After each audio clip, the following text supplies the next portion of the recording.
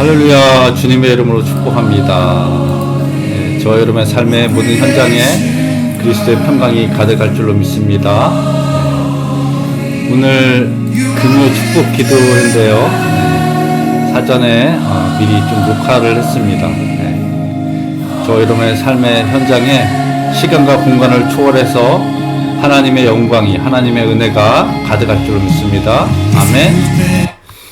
우리 찬송가 135장 함께 찬송하도록 하겠습니다. 찬송가 135장입니다.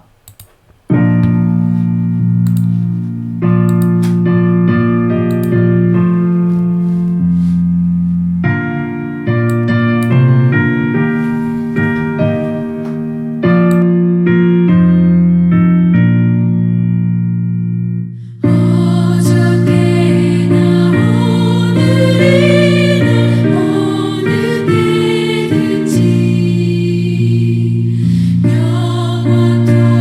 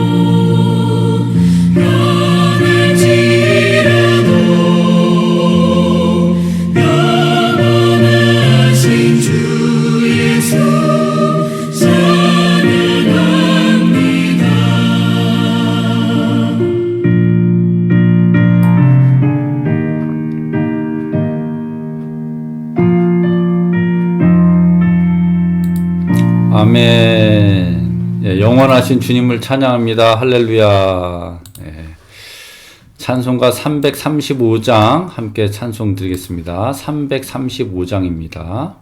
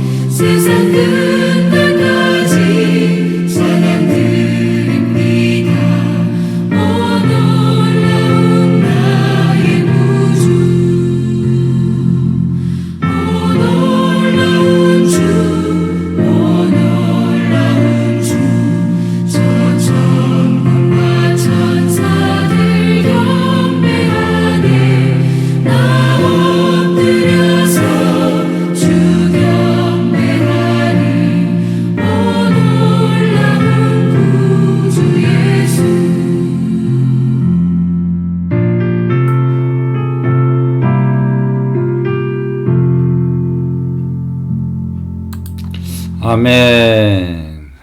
할렐루야. 하나님의 크고 놀라우신 은혜와 사랑이 오늘 저 여러분의 삶의 현장에 가득할 줄로 믿습니다. 아멘. 오늘 우리에게 주시는 말씀 함께 보도록 하겠습니다. 오늘 우리에게 주시는 말씀 마가복음 8장에 있는 말씀이고요. 마가복음 8장 5절에서 9절에 있는 말씀 되겠습니다. 우리 함께 한 목소리로 합독하도록 하겠습니다. 마가복음 8장 5절에서 9절에 있는 말씀 함께 합독합니다. 예수께서 물으시되 너희에게 떡 몇 개가 있느냐? 이르되 7이로소이다 하거늘 예수께서 무리를 명하여 땅에 앉게 하시고 떡 7개를 가지사 축사하시고 떼어 제자들에게 주어 나누어 주게 하시니 제자들이 무리에게 나누어 주더라. 또 작은 생선 2마리가 있는지라 이에 축복하시고 명하사 이것도 나누어 주게 하시니 배불리 먹고 남은 조각 7 광주리를 거두었으며 사람은 약 4,000명이었더라. 아멘. 기도합니다. 하나님, 금요 축복 기도회로 모이게 하신 것 감사합니다. 오늘도 하나님의 은혜로 살았고 하나님의 돌보심 가운데 승리하였음을 고백합니다. 하나님, 오늘 이 시간과 공간을 초월하여서 우리에게 은혜 주시는 하나님을 저들이 바라봅니다. 하나님, 성별된 자리, 구별된 장소, 그리고 저들의 시간들, 저들의 육체에 기름 부으셔서 하나님의 영이 임재하셔서 모든 것들을 통치하시고 다스려 주옵소서. 우리의 가정에 하나님의 나라가 임하길 원합니다. 우리의 가정에 여호와의 복주심이 가득하길 원합니다. 특별히 하나님, 우리 성은교회에 하나님의 영광이 충만하길 원합니다. 아버지, 오늘 이 시간 기름 부어 주시고 말씀을 함께 나눌 때에 깨닫는 은혜가 차고 넘치게 하여 주옵소서. 멀리 출타 중에 있는 주의 자녀들, 이동 중에 있는 주의 백성들, 하나님 어느 곳에 있든지 돌보시고 지키시며 은혜 내려 주옵소서. 예수님의 이름으로 기도합니다. 아멘.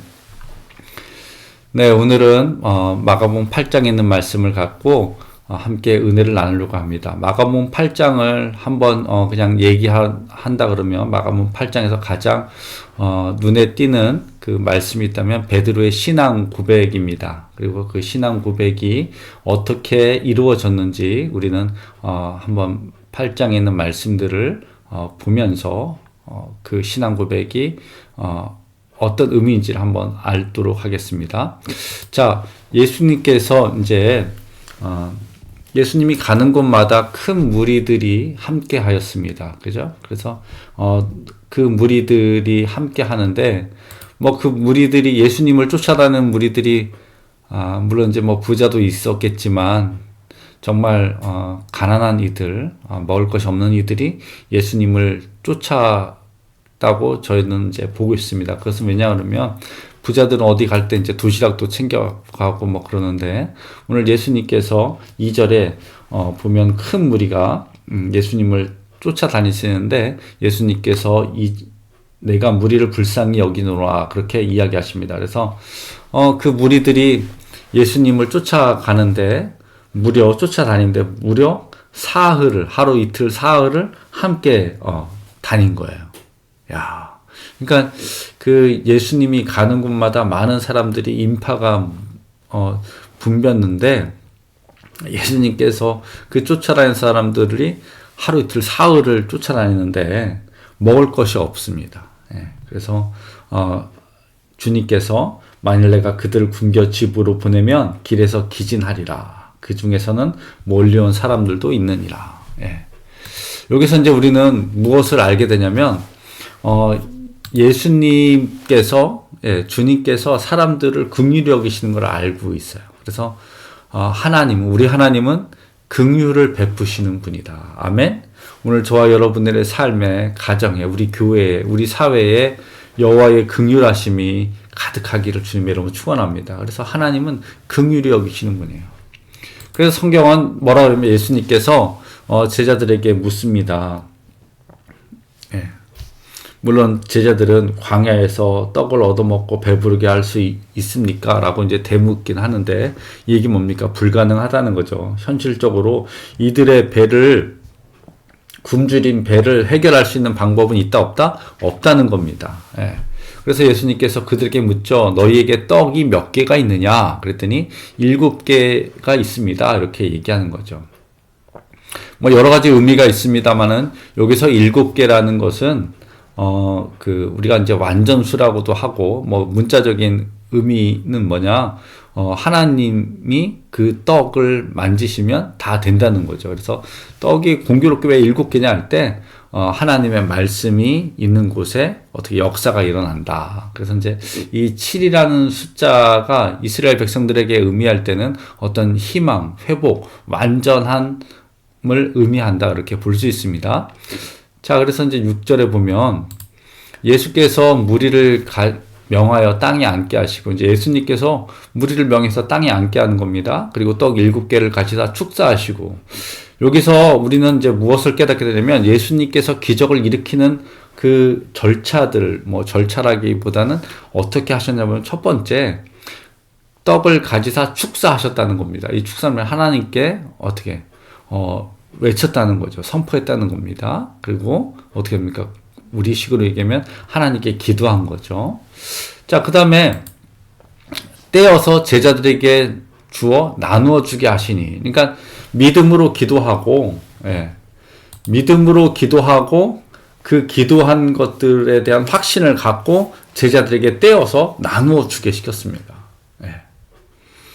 그럴 때 어떤 일들이 벌어지냐? 여러분, 이제 가나훈이 잔치에 그 하인들이 아기까지 물을 채울 때 역사가 일어난 것처럼 여기서도 제자들이 무리에게 그 떡들을 나누어 줄 때 역사가 일어난 겁니다. 할렐루야.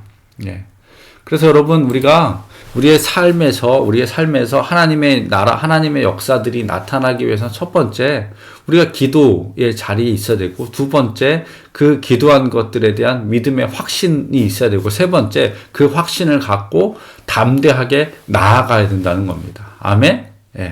귀 있는 자는 들을지어다. 자, 그 다음에 이제 생선 2마리를 또 주님께 갖고 오는데, 똑같이, 주님께서 축복하시고 명하시고 그것도 나눠주게 하셨다는 거예요. 그래서 이런 기적들, 하나님의 역사는 어떻게 배불리 먹고 차고 넘치는, 남는 역사입니다. 아멘? 저와 여러분의 가정에 차고 넘치는 역사가 있기를 주님의 이름으로 축원합니다. 그래서 8절에 배불리 먹고 남은 조각이 7 광주리를 거두었다. 제가 이제 수요일 날인가 말씀드린 것 같은데, 뭐 지지난주로 말씀드린 이 광주리는 로마식 그 바구니입니다. 로마 사람들이 쓰는 바구니죠. 그래서 광주리. 그리고 이제 오병이어의 기적은 바구니입니다. 바구니. 그리고 바구니. 그래서 이 유대인들이 쓰던 바구니고 광주리는 로마 사람들이 썼던 건데 훨씬 큽니다. 그래서 중요한 거는 뭐 바구니나 광주리냐 이것이 아니라 뭡니까? 주님께서 그 보잘것없는 7개의 떡과 물고기 2마리를 가지고 4,000명을 먹이셨는데 뭐 어떻게 차고 넘쳤다는 거예요. 여러분, 하나님의 역사는 차고 넘치는 역사입니다. 그래서 9절에 사람은 약 4,000명이었더라. 할렐루야. 여러분, 저와 여러분의 가정에 차고 넘치는 역사가 일어날 줄 믿습니다. 어떻게? 믿고 기도하고 믿음으로 나아가고 행동하면 되는 거죠. 아멘. 자, 계속해서 이제 성경은 이렇게 얘기합니다. 이런 역사들이 이제 일어났는데 바리새인들이 와서 예수를 힐난하며 그를 시험하는 일들이 있었습니다. 바리새인들, 예수님을 반대하는 거죠. 그러면서 뭐라고 얘기하면 하늘로부터 오는 표적을 보여달라는 겁니다. 당신이 정말 메시아라면, 하나님의 사람이라면 하늘로부터 오는 표적을 보여달라는 거예요. 그럴 때 예수님께서 뭐라고 말씀하셨냐면, 예수께서 마음속으로 깊이 탄식하시며 이르시되 어찌하여 이 세대가 표적을 구하냐. 내가 진실로 너희에게 이르노니 이 세대에 표적을 주지 아니하리라 하시고 그들을 떠나시는 거죠. 여러분, 여기서 바리새인들과 주님께서 어떻게 그들과 논쟁하지 않으셨습니다. 그들의 믿음 없음을 한탄하시고 어떻게 그들과 대적하지 않고, 물론 때가 되지 않았죠. 그래서 그들을 떠났죠. 그리고 그들이 요구하는 표적, 뭐 사실 그들은 표적을 봐도 주님을 믿지 않죠. 왜냐면 예수님께서 여러 가지 마가복음에 보면 여러 가지 표적들을 이미 기적들을 행하셨는데 자기들 앞에서 우리 눈앞에서 그 표적을 행하라 그러니까 주님께서는 굳이 그들의 교만을 다 알고 계시는데 그들 앞에서 표적을 구할 필요가 없죠.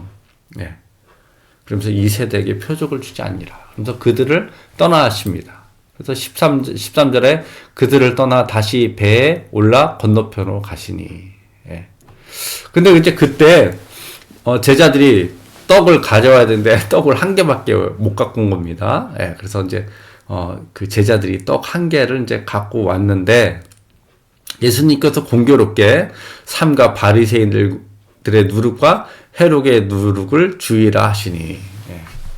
이게 뭡니까? 이제 바리새인들의 누룩과 헤롯의 누룩이라 할 때 이 이야기를 듣고 제자들은 무슨 생각을 하냐면 야, 우리가 떡을 안 갖고 왔음을 주님께서 알고 계셨구나 라고 이렇게 생각한 겁니다. 그런데 예수님께서 뭐라고 얘기하면 어찌 떡 없음을 수군거리느냐 그러면서 예수님께서 뭐라고 말씀하셨어요? 아직도 알지 못하며 깨닫지 못하느냐 너희 마음이 둔하냐 이렇게 제자들에게 이렇게 이야기하시죠. 이 말이 무엇일까요? 너희 마음이 아직도 둔하냐.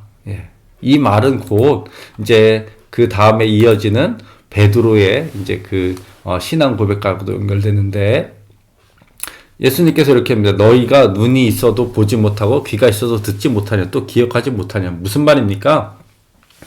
예수님께서 오병이어의 기적을 일으키시고 12바구니 남은 것과 또 7병이어의 기적을 일으키시고 7광줄이 남았던 그것들을 본 겁니다. 무슨 얘기입니까? 하나님의 아들이시라는 거죠. 메시아가 되신다는 겁니다. 그것들을 보고도 깨닫지 못하느냐 이겁니다. 지금 제자들에게 말씀하시는 거죠. 그러면서 이제 벳세다에 이르는데 그때 맹인이 주님께 나옵니다. 그럼 이 메시아는 눈먼 자를 고칩니다. 눈을 뜨게 합니다. 그래서 주님께서 이 성경에 계속해서 여러 이적들, 기적들을 행하셨는데 메시아가 되심을 어떻게 계속해서 증거하고 계신 거예요. 그 증거가 뭐냐? 맹인들을 어떻게 고치신다는 겁니다. 눈먼 자가 눈을 뜹니다.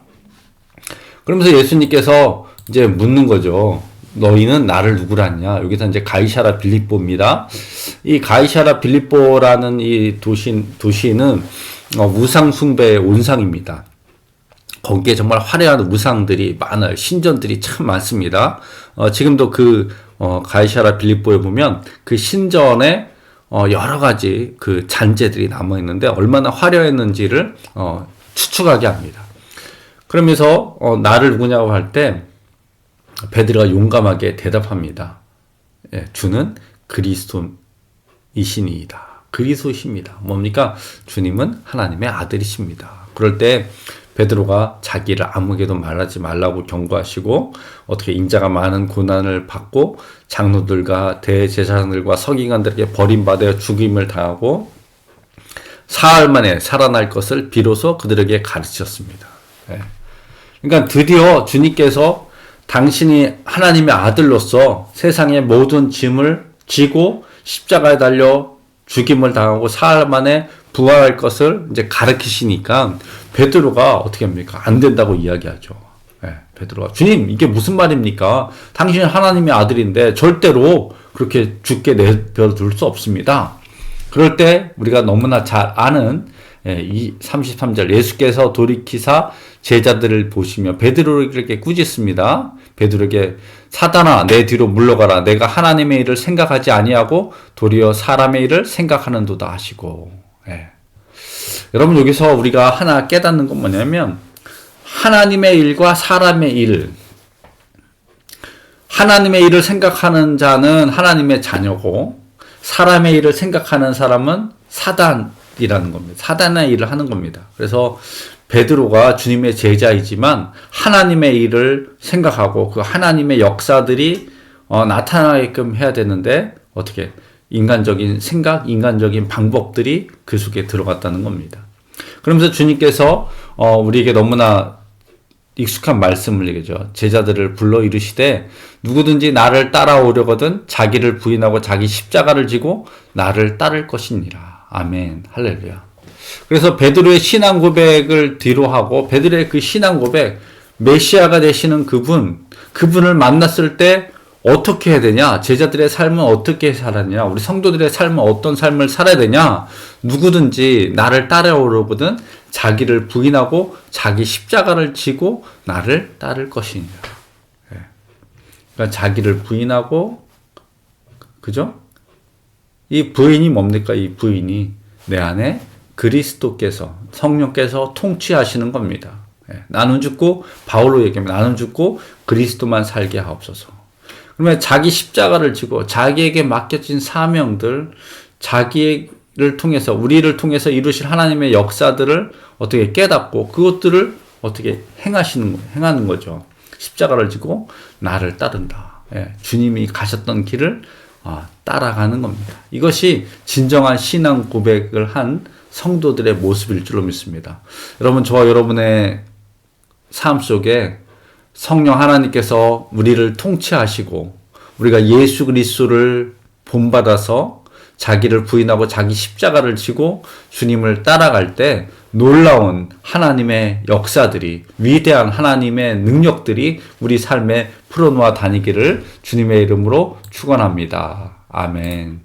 기도하겠습니다. 하나님, 오늘 말씀을 통해서 예수 그리스도가 메시아임을, 하나님의 아들이심을 저희들 다시금 깨닫습니다. 주님이 당신의 길을 순종으로 걸어간 모습들을 저희들이 발견합니다. 우리들도 주님이 가신 그 길을 말씀을 듣고 순종함으로 말미암아 십자가의 길, 그 길을 기쁨으로 걸어가게 하여 주옵소서. 하나님, 특별히 우리의 삶의 현장에 그 순종의 길을 걸어갈 때에 아버지의 능력들이, 하나님의 돌보심들이, 하나님의 역사하심들이 증거되게 하시며 우리의 삶의 모든 현장에 열매 맺게 하여 주옵소서. 죄 많은 세대에 저희들이 하나님의 말씀을 붙들고 나아갑니다. 아버지, 우리의 삶에 아버지의 영광과 그리고 당신의 천군 천사를 보내셔서 우리를 지키시고 돌보시고 은혜 내려 주옵소서. 예수님의 이름으로 기도합니다. 아멘. 주기도모합니다. 하늘에 계신 우리 아버지여, 이름이 거룩히 여김을 받으시오며 나라가 임하시오며 뜻이 하늘에서 이루어진 것 같이 땅에서도 이루어지이다. 오늘 우리에게 일용할 양식을 주시옵고 우리가 우리에게 죄 지은 자를 사하여 준 것 같이 우리 죄를 사하여 주시옵고 우리를 시험에 들게 하지 마시옵고 다만 악에서 구하시옵소서. 나라와 권세와 영광이 아버지께 영원히 있사옵나이다. 아멘. 예수 그리스도의 이름으로 여러분들을 축복합니다. 주일에 반가운 얼굴들 다시 뵙도록 하겠습니다. 이번 주일 명절의 이제 시작인데요. 우리 가정에 그리스도의 평강과 하나님의 복주심이 가득할 줄로 믿습니다. 특별히 그리고 2월 18일부터죠. 수요일부터 사순절, 서울연회에서 시작한 사순절 특별 새벽 기도회가 진행되겠습니다. 부활주일까지 하는 건데요. 먼저는 현장에서는 우리가 찬송을 부르고 그리고 서울연회에서 특별히 선발된 40명의 그 목회자들, 그들의 이제 설교를 현장에서 실시간으로, 물론 녹화된 거지만 그것들을 틀고요. 그리고 이제 멀리 계신 분들은 밴드 라이브로 9시 5분에 링크를 걸어서 그 은혜의 말씀들을 함께 나누도록 하겠습니다. 이 밴드 라이브로 들으시는 분들은 밑에 아멘이나 댓글을 남겨주시면 그것을 출석으로 인정하도록 하겠습니다. 이 40일 새벽 기도를 통해서, 특별 기도회를 통해서 하나님의 역사들이 우리의 삶의 현장에 나타날 줄로 믿습니다. 아멘. 주일날 뵙도록 하겠습니다. 마치겠습니다. 샬롬.